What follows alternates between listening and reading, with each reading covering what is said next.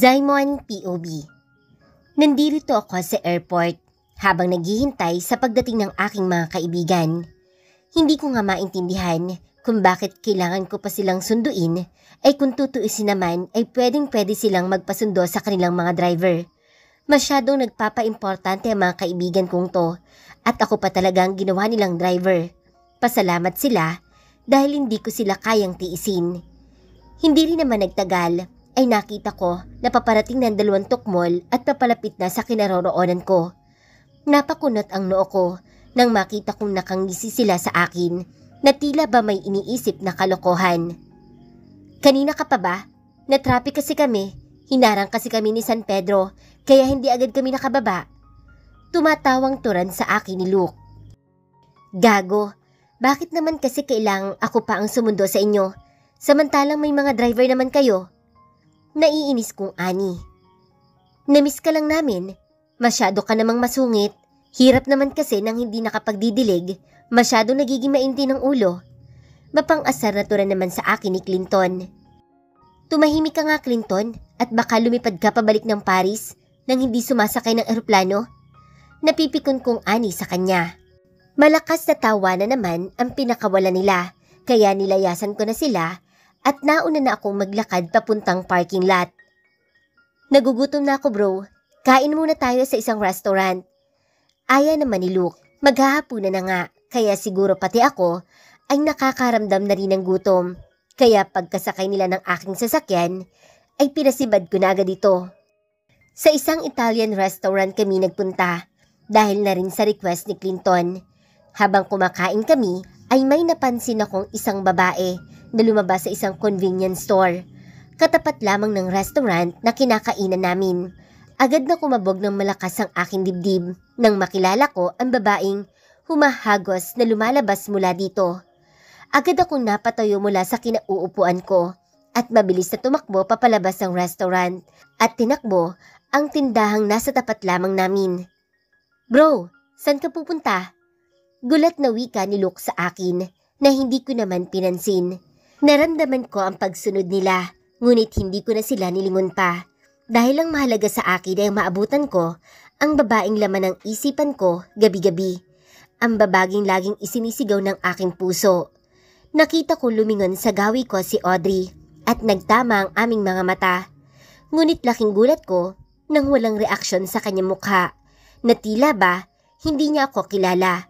Kaya mabilis ko siyang tinawag at alam ko narinig niya ako dahil malapit lang ako sa kanila. Audrey! Malakas kong sigaw, ngunit hindi niya ako nililingon, kaya mas binilisan ko pa ang aking pagtakbo. Nakita ko ang paglula niya ng isang magarang sasakyan at isang matandang babae ang umalalay sa pagpasok niya dito, kaya nataranta na ako na baka hindi ko siya maabutan.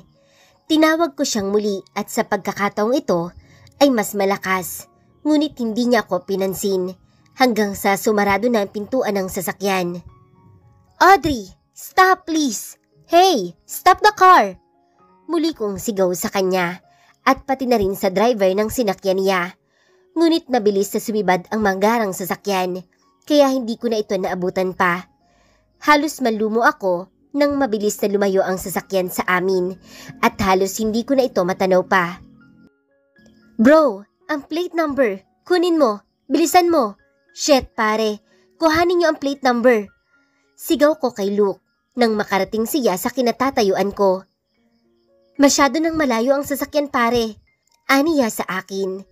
Para akong nababaliw na lumalakad pabalik-balik sa iisang direksyon lamang. Nakita niya ako, nilingon niya ako at nagtama ang aming mga mata. Pero bakit ganun? Parang hindi niya ako kilala. Habulin natin sila. Sigurado akong hindi pa sila nakakalayo. Kuhanin niyo ang sasakyan at hahabulin natin ang asawa ko. Umiiyak kong turan sa kanila, ngunit umiling lamang sila. Bro, nasa likod ng restaurant ang parking lot. Kung kukuhanin pa natin ang sasakyan, mas lalo natin silang hindi maaabutan. Hindi na nga natin natatanaw ang sasakyan nila. Turan naman ni Luke, kaya napasabunot na ako sa aking sarili. Sa sobrang galit na aking nararamdaman, abot kamay ko na ang aking asawa. Halos ilang pulgada na lamang ang layo ko sa kanya. Ngunit nakalampas pa sa akin ang pagkakataong mayakap ko siyang muli. Malakas akong napasigaw. Nandirito si Audrey sa Pilipinas. Sino ang mga kasama niya? Saan siya nakatira? Mga katanungang hindi ko alam kung saan ako kukuha ng kasagutan. Pare, nandirito si Audrey sa Pilipinas. Tumingin siya sa akin kanina at nagtama ang aming mga mata. Tinawag ko siya. Alam kong narinig niya ako dahil ang lapit ko lamang sa kanya. Pero hindi niya ako pinansin. Bakit hindi niya ako pinansin? Pare, bakit hindi niya ako pinansin? Lumingon siya sa gawi ko. Nakita kong lumingon siya sa gawi ko at nagtama ang aming mga mata. Alam kong nakita niya ako at narinig niya ako nung tinawag ko ang pangalan niya. Wika ko habang umiiyak na ako. Kailangan ko siyang mahanap. Sino ang mga kasama niyang yun? Natutuloy akong wika sa kanila. Para na akong mababaliw na hindi malaman kung saan ako pupunta o kung ano ang gagawin ko. Gulong-gulo ang utak ko. Alam kong narinig niya ako, pero bakit hindi niya ako pinansin? Sino ang mga kasama niya? Kung dito siya nanggaling, nakakasiguro ako na hindi kalayuan ang tinitirhan niya dito. Yun ang kailangan nating alamin, pare. Wika ni Luke.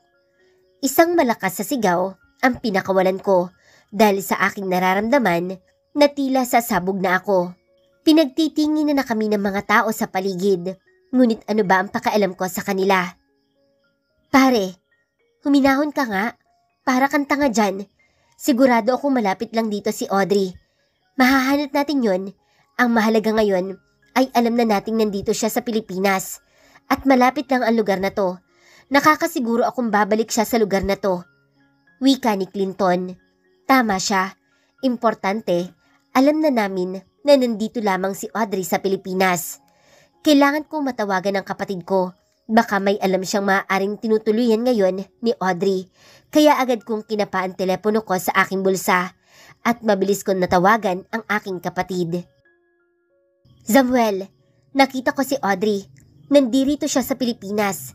Nakita ko siya at nakita rin niya ako. Pero hindi niya ako pinansin na animoy hindi niya ako nakikilala.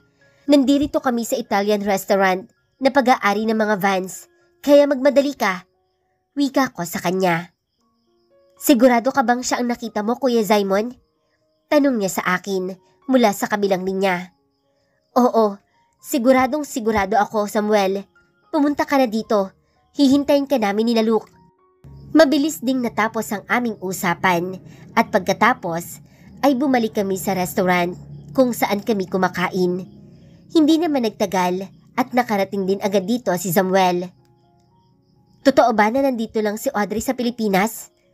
Ani niya pagkaupo niya sa bakanteng upuan. Doon ko siya nakita. Lumabas siya sa convenience store na yan. Kaya sigurado ako na hindi siya nalalayo sa lugar na to. Pero ang nakakapagtaka, sino ang kasama niya? May magarang sasakyan at hindi lang basta magarang sasakyan. Isa sa pinakamahal na SUV sa mundo ang sinasakyan niya. Tanging kilalang tao lamang ang may kayang bumili ng ganyang kamahal na sasakyan. Kaya sino ang kasama niya? Nagtataka kong ani sa kanila. Yan ang mahirap hanapin, pare. Pagdating sa mga mamahaling sasakyan, hindi mo yan basta-basta lang mahahanap ng ganoon kadali. Kahit na may connection pa tayo sa itaas, kaibiganin mo ang mga Hendrickson upang madali mong mahanap si Audrey. Tumatawang turan sa akin. Gago. Mura ko sa kanya na ikinatawa lang niya. Biglang tumayo si Samuel, kaya sinundan ko naman agad siya ng tanaw. Dumiretso sa labas ng restaurant at pagkatapos ay pumunta sa isang katapat na convenience store. Kaya napakunat ang aking noo. Agad akong tumayo upang sundan siya at ganun din ang aking mga kaibigan. Anong ginagawa mo dito? May bibilhin ka ba? Tanong ko sa aking kapatid na tinawanan lamang ako kaya nagsalubong ang aking kilay. Isang may katandaang lalaki ang lumabas at pagkatapos ay tinawag si Samuel kaya napakunot naman ang aking noo. Anong nangyayari, Samuel? Ani ko sa kanya. Sumunod na lang kayo, aalamin natin sa CCTV kung talagang si Audrey nga ang nakita mo. Wika niya na ikinalaki ng aking mga mata. Bakit hindi ko naisip kanina ang tungkol sa CCTV? Maya-maya lamang ay pinapanood na namin ng CCTV at kitang-kita ko ang magandang mukha ng aking asawa habang namimili ng mga pagkain, ngunit napakunot ang aking noo nang makita ko na puro junk food ang mga binibili niya at may lollipop pa. Biglang nagtuluan ang aking mga luha nang makita ko siyang ngumiti sa cashier. Kay tagal kong inasam na makita muli ang matamis niyang ngiti. Malalaman natin ang kinaroroonan niya kapag gumamit siya ng credit card. Wika naman ng aking kapatid, kaya panay-panalangin ako na sana nga ay credit card ang kanyang ginamit. Ngunit nadismaya ako nang maglabas siya ng 1,000 piso pagkatapos ay ito ay binayad niya sa kahera. Napamura ako sa aking kapatid. Pwede ba naming makita ang labas? Kailangan lang naming makita ang plate number ng sinasakyan niya kanina. Ani naman ni Luke. Sorry po sir, sira po kasi ang CCTV namin sa labas at itong nasa loob lamang po ang gumagana. Naitawag na po namin yan kaninang umaga sa gagawa at bukas pa daw nila mapupuntahan yan. Pagkawika ng matandang lalaki ay para akong nawala ng pag-asa at bagsak ang mga balikat ko na napabuntong hininga. Huwag kang mag-alala kuya dahil sigurado akong babalik siya dito. Kukuha tayo ng magmamanman sa lugar na to para malaman natin kung saan natin matatagpuan si Audrey. Wika naman ni Samuel. Pagkatapos naming mapanood ng CCTV, ay dumiretso na rin kami sa bahay. Doon na lamang namin pagpaplanuhan kung paano namin mahahanap si Audrey. Naitawag na din namin sa mga magulang ni Audrey na nakita namin siya at gagawin namin ang lahat upang matagpuan ang kinaroroonan niya. Ang tibok ng puso ko hanggang ngayon ay hindi magkamayaw. Pakiramdam ko ay hindi na ako makapaghintay ng kinabukasan upang mahanap namin si Audrey. Pare, hinay-hinay lang sa pag-inom. Baka naman kapag nakita natin si Audrey, butas na ang bituka mo. Ani naman ni Clinton sa akin. Nakita niya ako pare. Tinawag ko siya, pero hindi niya ako nilingon. Hindi niya ako pinansin, kahit noong tinawag ko muli ang pangalan niya. Bakit hindi niya ako nilingon pare? Galit pa rin ba siya sa akin, kaya ayaw niya akong makaharap? Luluhod ako sa harapan niya kung kinakailangang mapatawad niya lamang ako. Mahal na mahal ko siya pare, mahal na mahal. Mahaba akong litanya sa kanya habang umiiyak. Hindi ko alam pare kung ano ang isasagot ko sa'yo. Maaaring galit nga siya at ayaw ka muna niyang makaharap, kaya hindi ka niya pinansin. Pero ang pagkakaalam ko, mahal na mahal ka ni Audrey at tanging ikaw lamang ang hinihintay niyang magbalik. Kaya kahit galit yun, alam kong hindi ka niya matitiis. Paliwanag naman niya sa akin at pagkatapos ay muli kong tinungga ang alak na hawak ko. Mababaliw na yata ako sa sobrang pag-iisip. Gusto ko na lamang magpanggap na hindi niya ako nakita at narinig para hindi ganun kasakit para sa akin. Dito na kayo matulog para may kasama kami ni Samuel. Ani ko sa aking 2 kaibigan na ikinatawa nila. Gusto mo bang tumawag pa ako ng pulis para may kasama kayo dito? Natatakot ka bang mapag-isa? Mapang-asar na wika ni Luke. Kaya naman, pagkasabi niya ay isang batok ang ibinigay ko sa kanya. Kaya nagtawanan sila habang ako naman ay napipikon. Matulog na tayo at na magising tayo ng maaga upang masimulan ang Finding Audrey. Ani ni Luke na ikinatawa nilang muli habang ako naman ay malalim lamang na nag-iisip. Alam kong hindi magtatagal ay mahahanap ka din namin, mahal ko, at sisiguraduhin ko sa'yo na hindi tayo maghihiwalay pa. Patrick POV. Akala ko ay lubusan ng magaling si Monica, ngunit madalas ay nakikitaan ko siya ng pagiging isip bata. Nakikipaglaro na animoy bata, kung minsan naman ay tahimik lamang na tila bumabalik sa pagiging normal na pag-iisip. Sabi ng kanyang doktor ay iwasan siyang ma-stress upang maiwasan ang kanyang pagwawala dahil nakakaapekto ito sa kanyang pag-iisip. Kaya madalas ay nag-aalala ako sa kanya. Katulad ngayon, umalis sila ni Nana dahil sabi ng isang kasambahay namin ay nagwala si Monica kanina dahil gustong bumili ng lollipop. Kaya nga kanina pa ako naghihintay dito sa kanilang pagdating hanggang sa maulinigan ko ang ugong ng sasakyan, kaya sinalubong ko agad sila sa may pintuan. "Saan ba kayo nanggaling ni Nana, Monica?" Ani ko sa kanila pagkarating nila dito sa mansyon. Nag-aalala kasi ako dahil ngayon lamang siya umalis sa bahay na hindi ako kasama at nagwawala pa kanina. "Kasi gusto kong bumili nito," ani niya sa akin habang may nakapasak na lollipop sa kanyang bibig at pinakita sa akin ang bag na hawak niya na punong-puno ng junk food. "Hindi ba? At kabilin-bilinan ko sa'yo na bawal ka na masyadong maaalat? Akin na yan at ibibigay ko yan sa mga katulong." Wika ko naman sa kanya na ikinasimangot ng kanyang mukha. "Magagalit ako sa'yo kapag kinuha mo to sa akin." Ani niya sa akin na ikinalaki ng mata ko, kaya tinaasan ko siya ng kilay at pagkatapos ay kinuha ko ang hawak niyang bag. "Paano kung ako magalit sa'yo?" Turan ko naman na ikinanguso niya, kaya hinayaan naman niya ako na ipamigay ko sa mga kasambahay ang mga chips na binili niya. Padabog siyang umakyat sa itaas, kaya napatingin na lamang ako kay Nana na tumatawa. "Pagbigyan mo na kasi, minsan lang man siya kumain ng mga ganyan." Tumatawang wika ni Nana, kaya napapailing na lamang ako. "Bawal po kasi sa kanya mga maaalat, kabilin-bilinan ng kanyang doktor." Turan ko naman. Nakaramdam ako ng gutom nang tumunog ang aking tiyan. "Nana, nakapagluto ka na ba ng hapunan?" Tanong ko sa aming mayordoma. "Abay, kanina pa ako nakapagluto ng hapunan, iho. Kakain na lamang kayo. Teka nga, at mautusan na nga ang mga yon na maghain at tatawagin ko na si Monica para makakain na kayo." Turan naman ito at mabilis siyang umakyat sa ikalawang palapag upang tawagin ito. Natapos kaming kumain ng hapunan, hindi pa rin ako kinikibo ni Monica. Alam kong nagtatampo siya sa akin, ngunit isa yon sa bili ng kanyang doktor na iwasan ang pagkaing maaalat. Nagtuloy ako sa banyo at naligo. 30 minuto lamang ang tinagal ko. Lumabas ako ng banyo na nakatapi lamang ng tuwalya sa pang-ibabang bahagi ng katawan ko, at laking gulat ko nang paglabas ko ay nakaupo si Monica sa aking kama. "What are you doing here? Get out. I need to get dressed." Ani ko sa kanya, ngunit tinitigan niya lamang ako at pagkatapos ay nginitian. "Please, I need to get dressed." Ani ko pang muli nang bigla siyang tumayo at lumapit sa akin.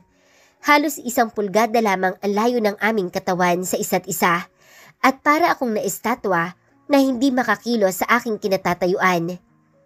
"Please," nauutal kong ani sa kanya dahil pilit kong pinaglalabanan ang init na aking nararamdaman.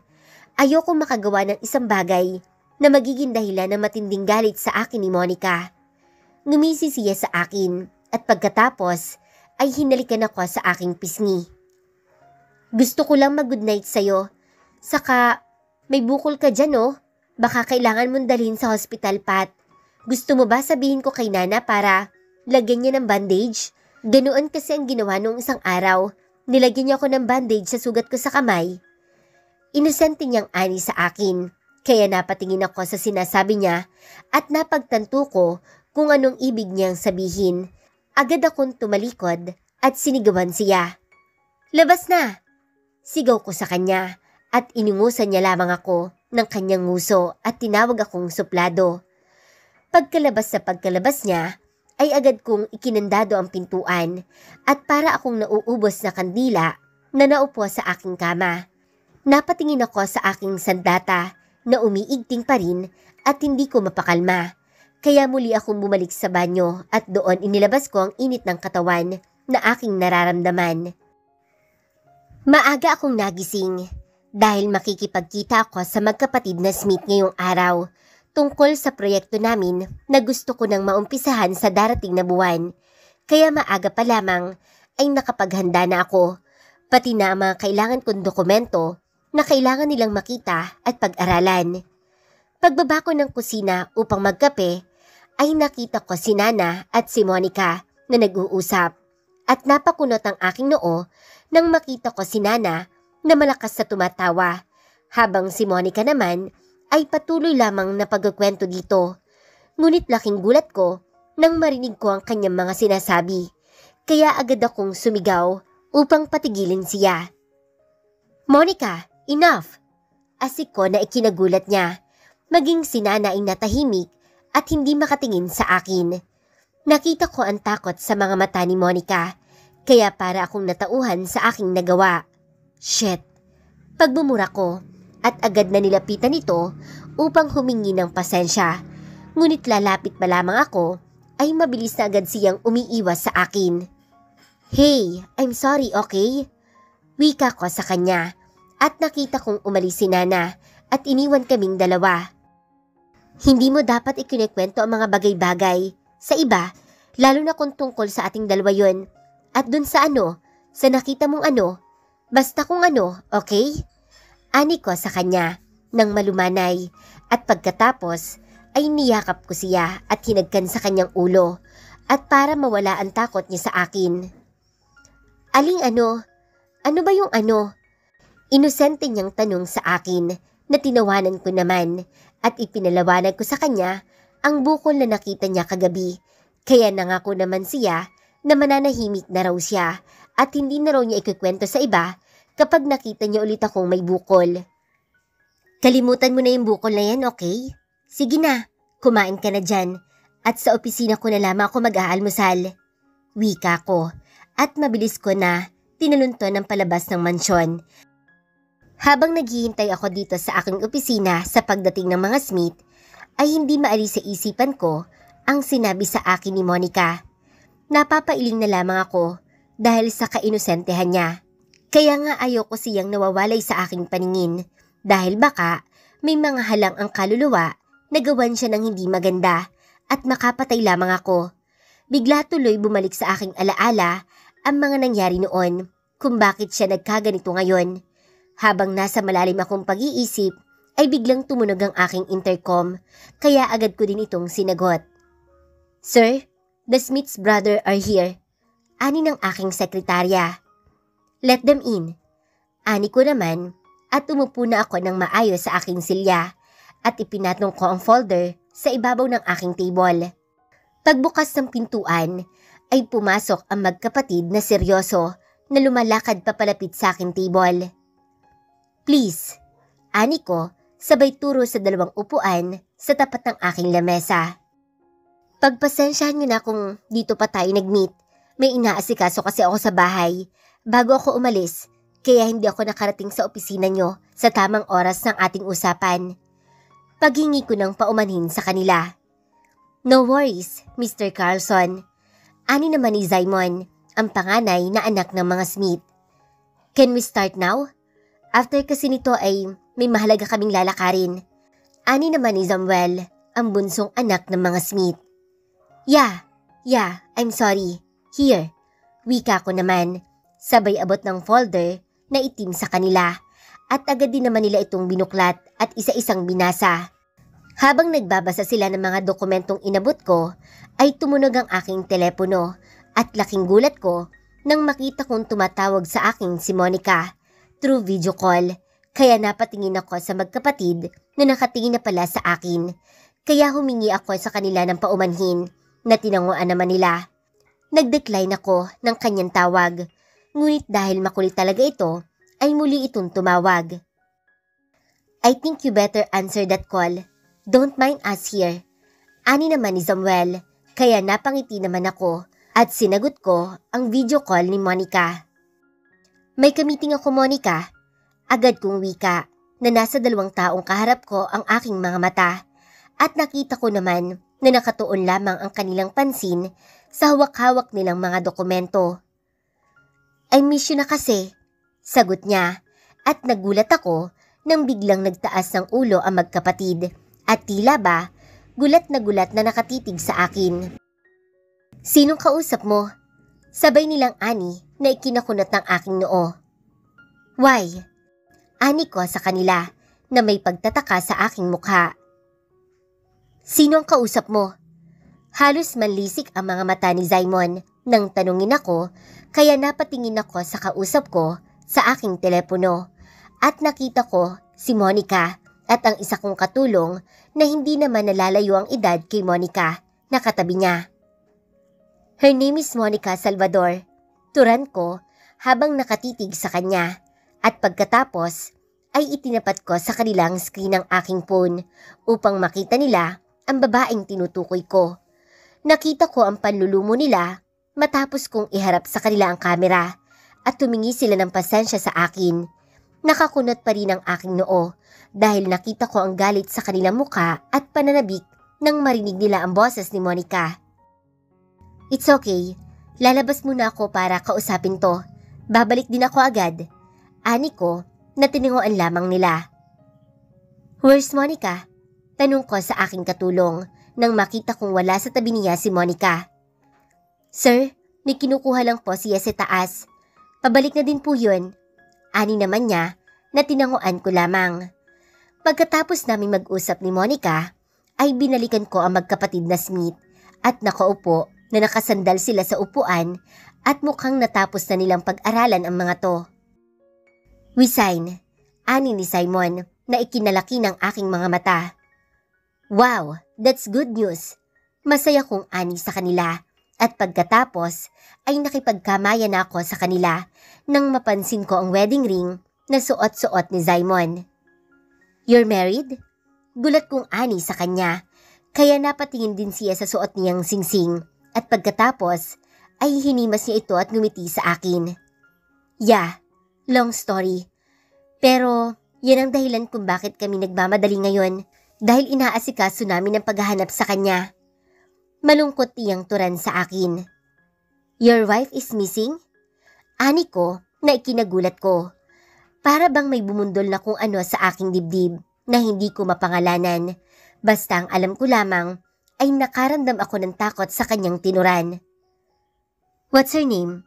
If you don't mind me asking you. Wika ko at ngumiti naman siya sa akin kahit na ba may lungkot ako nababasa sa kanyang mga mata. Audrey. Audrey Smith ang kanyang pangalan. Wika niya na nagpakunot ng aking noo na napansin naman agad nila. Kilala mo ang asawa ko? Nanlalaki ang mga mata niyang tanong sa akin. Hindi agad ako nakakibo at pilit na inaalala kung saan ko ba narinig ang pangalang Audrey. Ngunit hindi ko makapasa aking isipan kung saan ko ito narinig. Hindi, pero maaari ko kayong matulungan. May mga kakilala ako na magaling maghanap ng mga taong nawawala. Turan ko naman sa kanila na ikinatangu-tangu naman nila. Salamat pare, malaking bagay sa amin yan. Pagkawika niya ay agad din silang nagpaalam at sumara ang pintuan kaya napasandal ako bigla sa aking kinauupuan. Audrey, bulong ng aking isipan. Saan ko ba narinig ang pangalang Audrey? Shit, bakit ba ayaw tumigil sa pagtambol ang aking dibdib? Bakit ba nakakaramdam ako ng takot sa tuwing binibigkas ko ang pangalang Audrey?